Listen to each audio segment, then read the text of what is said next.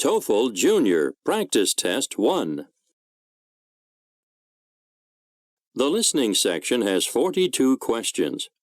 Follow along as you listen to the directions for the listening section. Directions.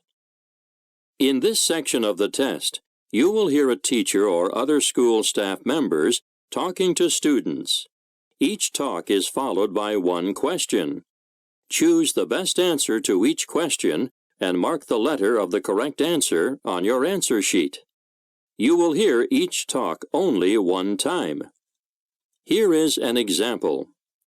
Listen to a teacher speaking to a class. Today we have a new student joining our class. Her name is Sarita, and she just moved here with her family. I'd like you all to make Sarita feel welcome by showing her around the school and explaining how to find the gym and library. Remember that she doesn't know anyone here, so please be friendly. What does the teacher want the students to do? Now read the answer choices. The correct answer is A. Help a new classmate. Here is another example. Listen to a music teacher talking to a class. The next song I'll play will feature some very interesting instruments. I'll turn up the volume a little bit so you can hear these instruments in the background, so sit back and enjoy the music. When this piece is over, we will have a discussion about it. What will the students probably do next? Now read the answer choices. The correct answer is B. Listen to some music. Number 1. Listen to a school principal announcing to students.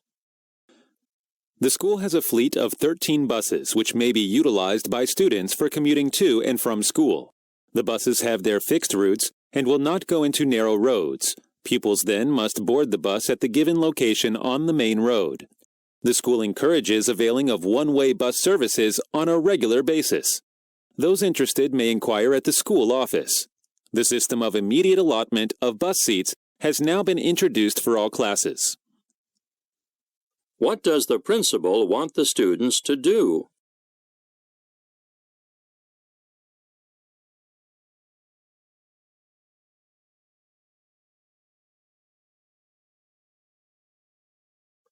Number 2. Listen to a math teacher talking to a class. To start with, what happens if we want to take that 3/4 of something from before and add it to 1/4 of that something? Well, common sense, and, as we'll thankfully see, math, tells us that we end up with one whole something. How about if we start with one whole something and subtract 1/4 of that something from it? Of course, we end up with 3/4 of whatever that something was we started with. What is the purpose of the talk?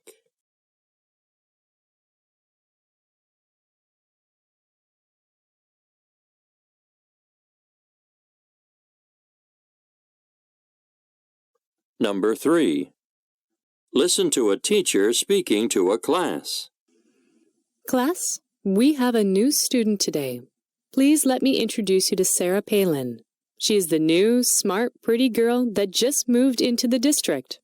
Everyone is nervous on the first day of school. New surroundings, new people, new classes, new everything. It is a lot to take in all at once. It is worse for Sarah Palin, though, because she is going to have a much harder time fitting in than most people would. She is different from most people, and she hoped that they would accept her as easily as the kids at her other school had. What does the teacher want the students to do?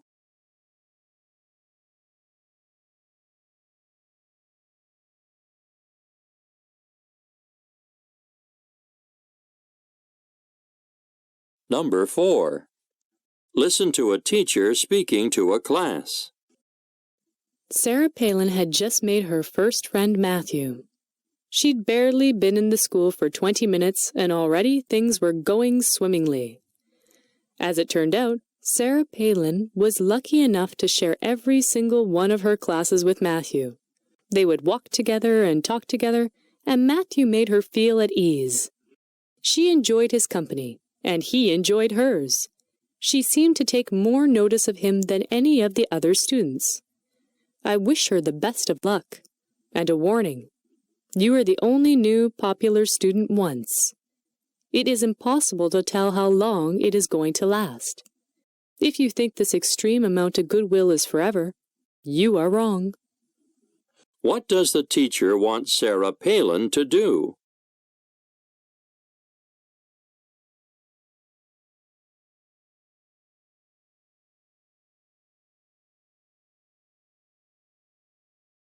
Number 5.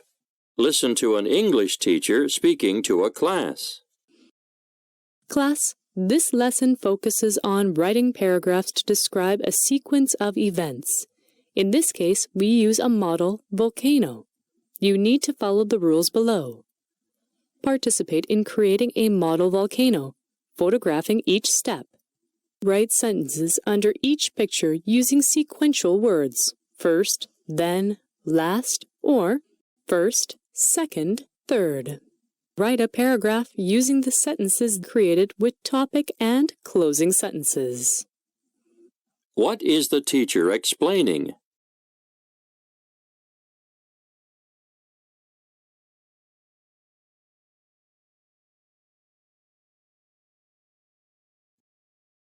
Number 6.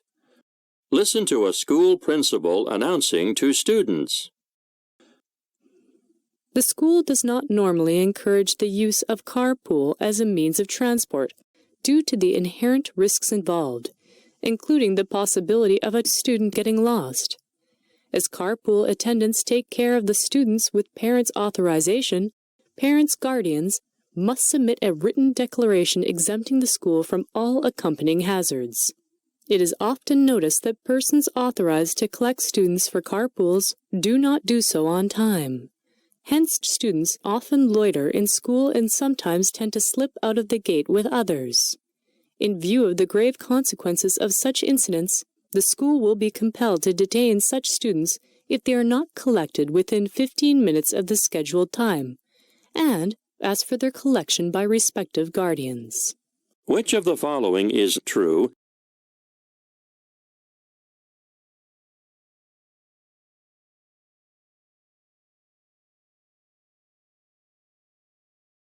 Number 7. Listen to a history teacher speaking to his class. This lesson focuses on a few key concepts of the Declaration of Independence, beginning with the phrase, "All men are created equal." Students gain an appreciation of Thomas Jefferson's efforts to deal with the complex issues of equality and slavery in the Declaration of Independence. What is the purpose of the talk?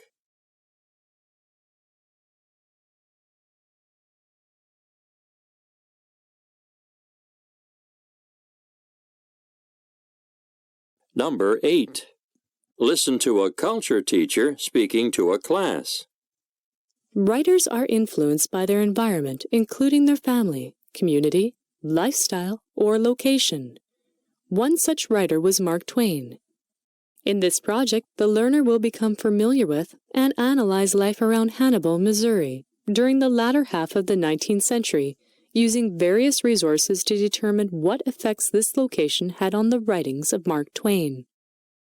The curriculum context will be within a lesson on Mark Twain's The Adventures of Huckleberry Finn. Segments of this lesson might also be integrated into a study of Twain's The Adventures of Tom Sawyer. The lessons could be presented with introductory material prior to reading The Adventures of Huckleberry Finn, or integrated while reading the novel. Even though these activities center on Mark Twain and his writings, they could easily be adapted to almost any author and his environment. What is the purpose of the talk?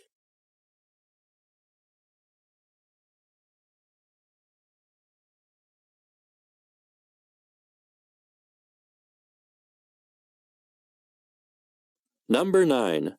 Listen to an English teacher speaking to a class. Hi class, let's play a game to pass around different objects that vary in quality and forms. When I ask, "What is this?" I write the word "what" on the left side of the board. You need to write under "what" the noun. Then you begin to describe the object. Once again, I write describe on the right side of the board. You need to write under describe with an adjective. Remember? Now let's begin. What is the purpose of the talk?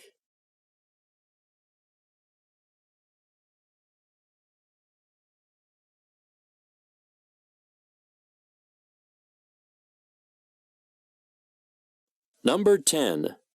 Listen to a science teacher speaking to a class. Class, in this lesson, I need you to build a sample egg and place a bird figure inside the egg. Build an environment where it would be most likely be in the nest, or a hole, or the water using creative materials. Do a little research on the bird, where it lives, what it eats, how big it is, what type of environment does it thrive in, etc. Why is the teacher talking about the activity?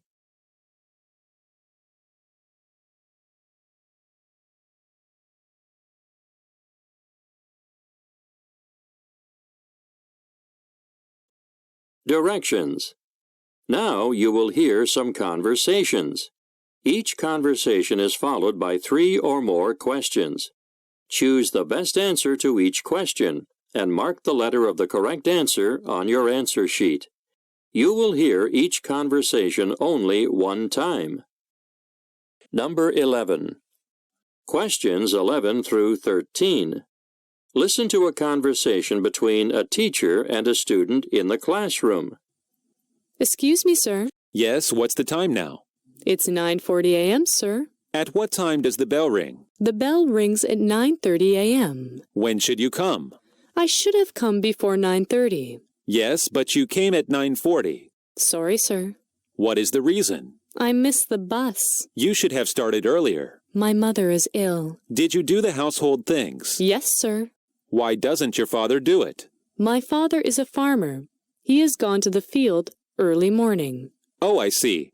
Hereafter, avoid coming late. Yes, sir. Now answer the questions. 11. What happened to the girl?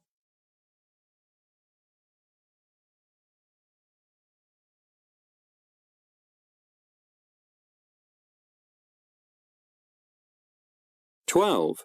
What's wrong with the girl's mother?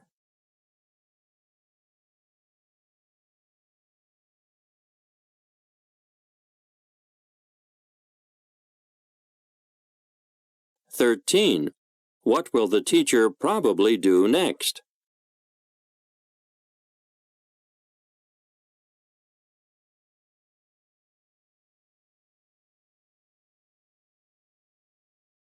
12. Questions 14 through 17. Listen to a conversation between a librarian and a student at the library. Can I help you?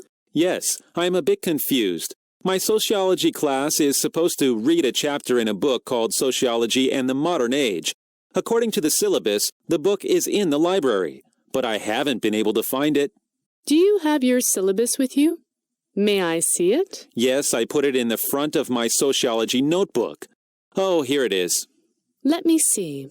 Oh, yes, your professor has placed this book on reserve.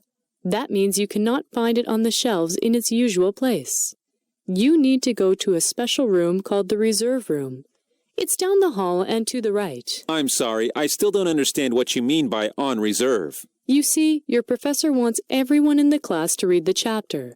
If one student removes the book from the library, it is likely that none of the other students will have the opportunity to read it.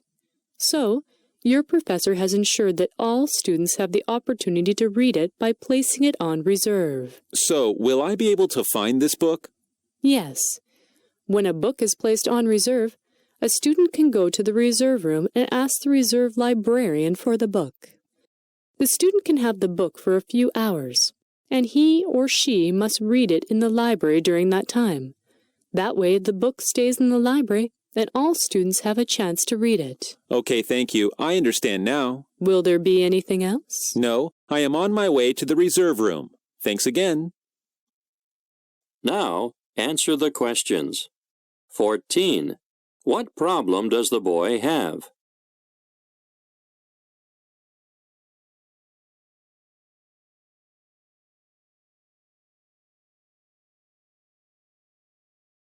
15.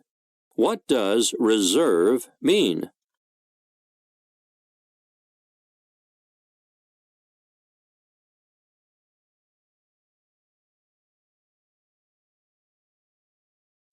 "16. Why did the professor place the book on reserve?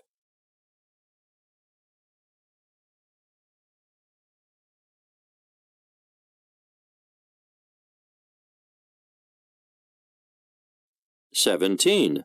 What will the boy probably do next?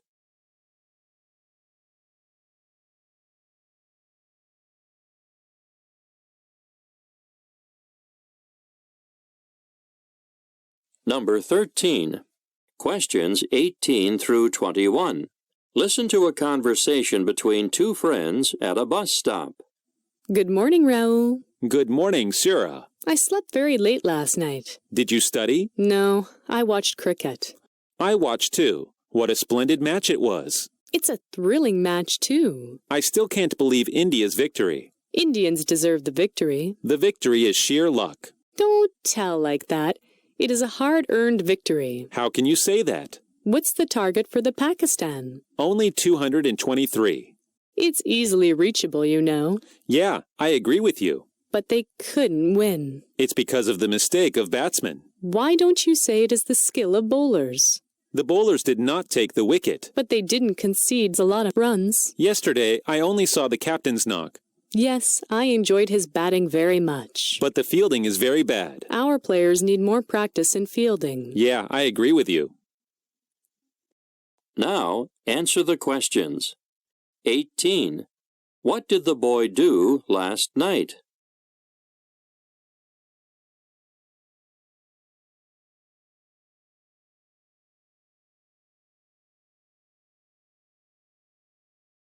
"19. What did the girl think of India's victory?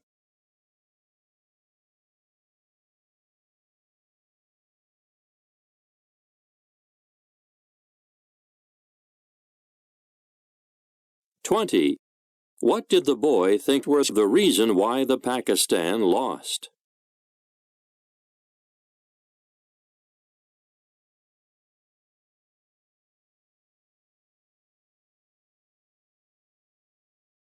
"21. What agreement did they reach?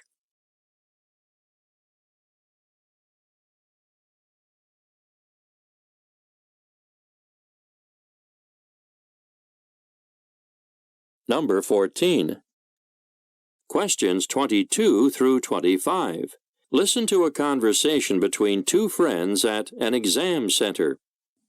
Oh, now only I am peaceful. Were you agitated these days? Yes, I was. What about today's exam? Computer science is damn easy. Even 1-mark questions are very easy. I am worried about the total marks. I can't understand. I am worried about language paper. Didn't you do well? I did well. Then why did you worry? I am worried about total. Don't worry, you will get high marks. I feel synonyms are a little bit difficult in English. Yeah, I feel the same. Don't worry. God's grace is with us. Let us hope for the best. Let us enjoy the vacation. Now, answer the questions. 22. What did they think of today's exam?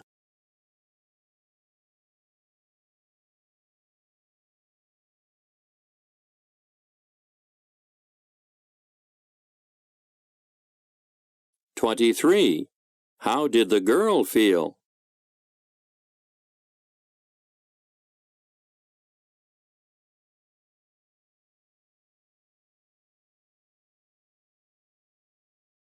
"24. What did they think of the language paper?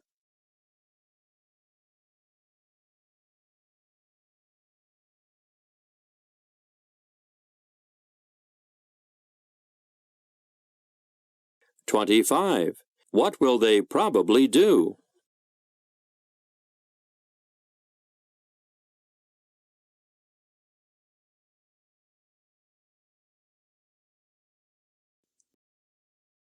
Directions.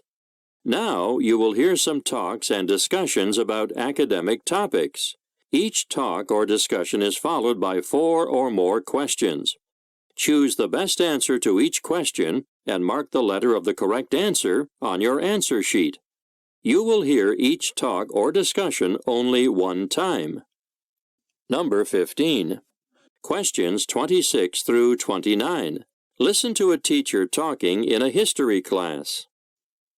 The Industrial Revolution began in England in the middle of the 18th century and spread to the rest of Europe and the United States in the early 19th century. This era changed the way people worked and lived. New machines were invented, and a large part of the population moved from the countryside to urban areas. Before the Industrial Revolution, people worked at home, on farms, or in small workshops. Making cloth was done entirely by hand. Cotton was spun to thread or yarn on a spinning wheel. In the 1700s, people began buying more and more goods, so textile traders began to look for faster and cheaper ways of producing clothes. The first spinning machine came up in the early 18th century, and by 1780, spinning was done mostly in new factories where workers gathered. New machines that were introduced during the Industrial Revolution needed more and more power to work. Up to the 18th century, England got most of its energy from water wheels that were run by the flow of rivers. In the 1760s, the Scottish engineer James Watt invented the steam engine. It was able to run factory machines and was powered by coal, which was Great Britain's primary raw material. The Industrial Revolution could not have developed without coal and iron. Coal was needed to make steam engines run and to produce iron. At the beginning of the 18th century, iron makers found a way to extract pure iron out of iron ore. They used coke, which was purer than coal, and burned hotter to melt the ore. As a result, the iron production increased, and by the early 1800s, enough iron was produced to make the goods that people needed, like machine frames, water pipes, rails, etc. Now, answer the questions. 26. What's the main idea of the talk?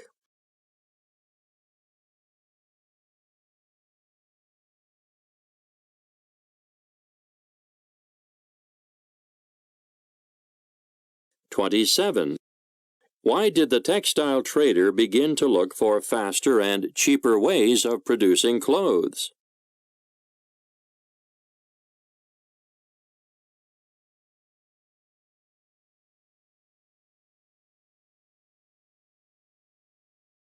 (28) What can be inferred according to the talk?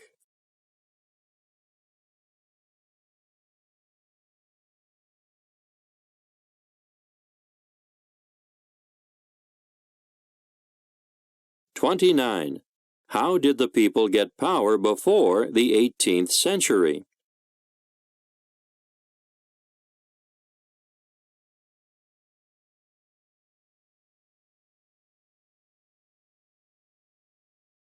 Number 16.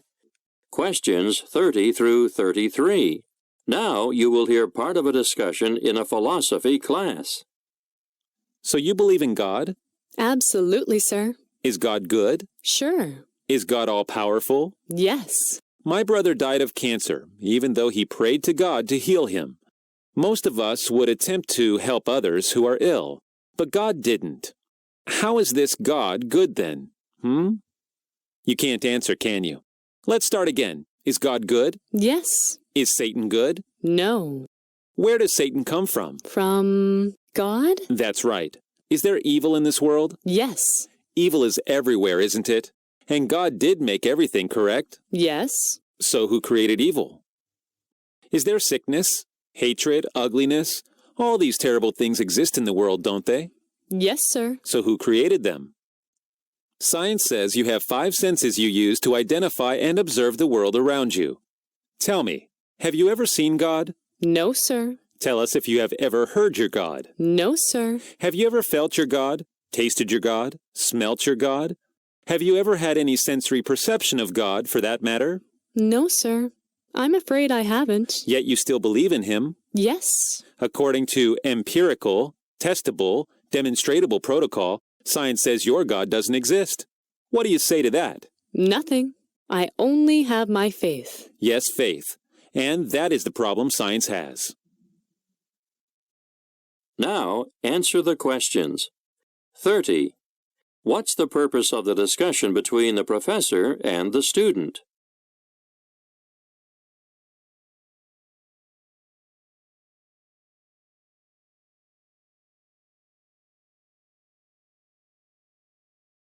31. Why does the student always remain silent when she is asked?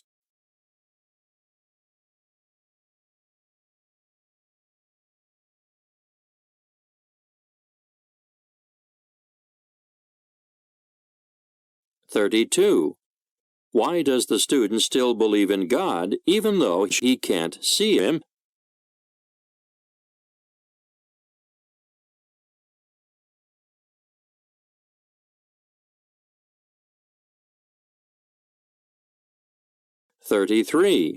Why did the professor mention the 5 senses?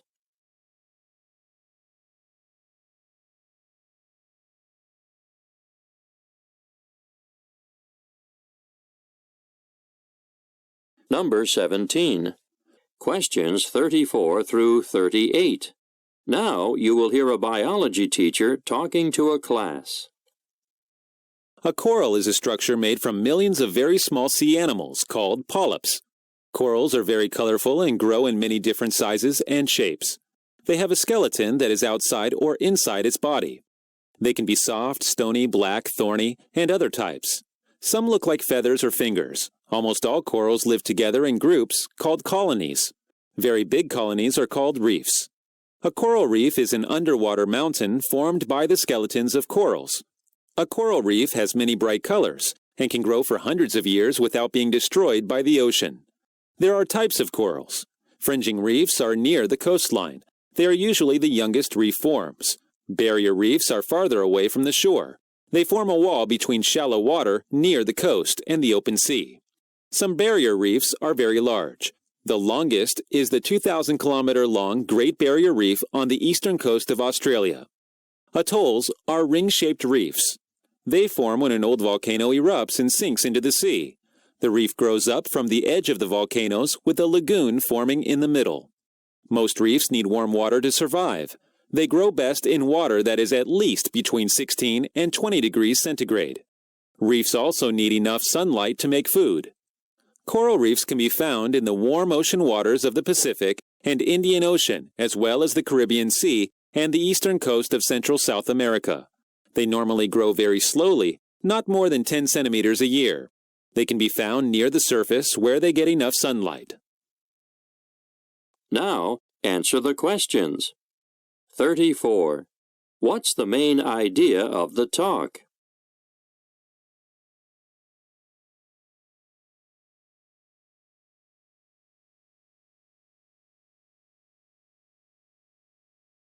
35. What is coral?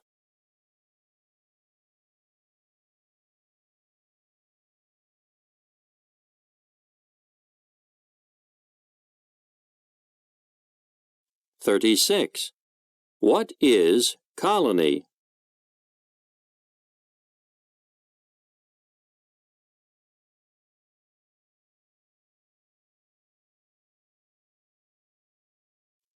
37.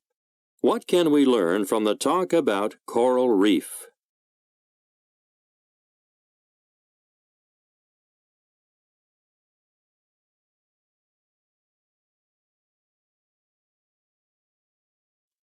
38.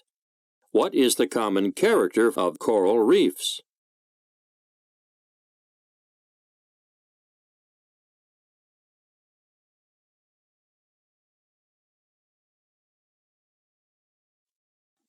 18. Questions 39 through 42. Listen to part of the discussion in a science class. Look at this article. They take poor little mice and they deliberately give them cancer, just so they can test out some new drugs. I bet if you get that cancer, you won't be so angry about those tests on those mice. Maybe that drug will be just the one to cure you. How else are they going to know?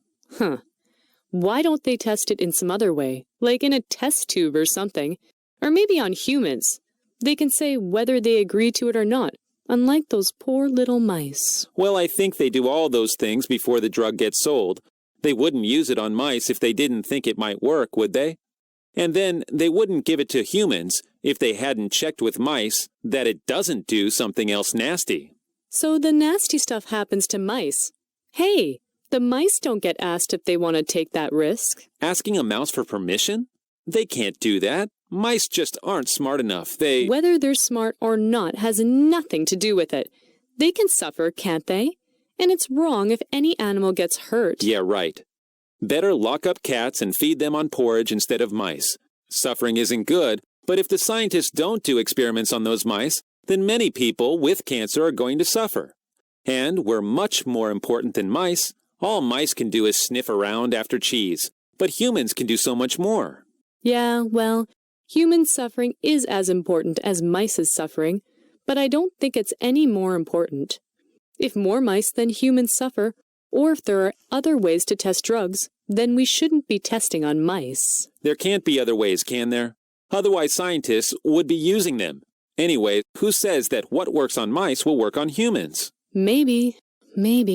That's if they can be bothered to look for other ways. I bet they don't. I wouldn't know. Maybe not. But surely it's important to find out more about cancer and cancer drugs. A few mice that can't feel very much anyway aren't as important, are they? What if it was a choice between your pet mouse dying and your mum getting an incurable cancer? Which would you choose? I'd choose my mum, of course. But is the choice as black and white as that?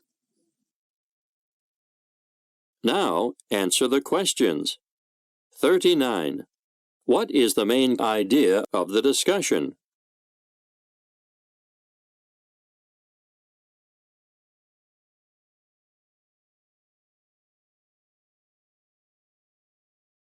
40. Why is the girl so angry about the article?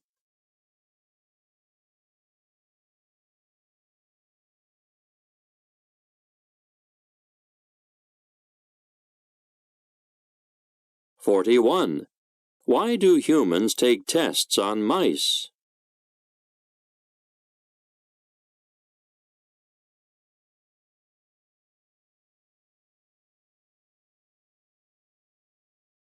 42. What may be the title for the article?